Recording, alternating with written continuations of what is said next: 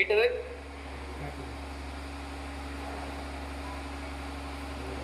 ఒక ఎగ్జాంపుల్ చెప్తా. తీసుకెళ్లి మొదటి రోజు ఒక చిలుకని మందిరంలో పెట్టి, రాజమందిరంలో పెట్టాడు. పొద్దున రాజు స్టార్ట్ అయ్యే లోపు అది మంచిగా పాట పాడింది. కౌసల్య సుప్రజ రామ అని పాట పాడింది. రాజు హ్యాపీగా ఫీల్ అయ్యాడు.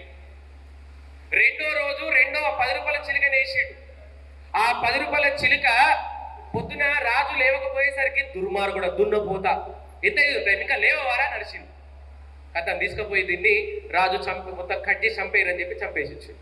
ఎవడు ఆ చిలుకలు అమ్మేవాడు వాడిని పిలువని పిలిచిరు. ఏంటి బాబు నువ్వు పాటలు పాడుతుందన్నో, ఇది తిడుతున్నది పొద్దు లేవగానే, ఏంటి అసలు అన్నాడు. అనగానే అప్పుడు చెప్పాడు ఆ చిలుకలు అమ్మేవాడు, సార్ ఒక చిలుకనేమో చిన్నప్పటి నుంచి మంచి వ్యక్తి దగ్గర పెరిగింది, మంచి వాతావరణంలో పెరిగింది, దానికి పాజిటివ్ సపోర్టే కేరింగ్ అఫెక్షన్ అన్ని రకాలుగా ఉండే వాతావరణంలో పెరిగింది. ఇంకో చిలుక దుర్మార్గుడి దగ్గర పెరిగింది, దుష్టుడి దగ్గర పెరిగింది. కాబట్టి దానికి దుష్టుడి అలవాట్లు ఆలోచనలు వచ్చినాయి.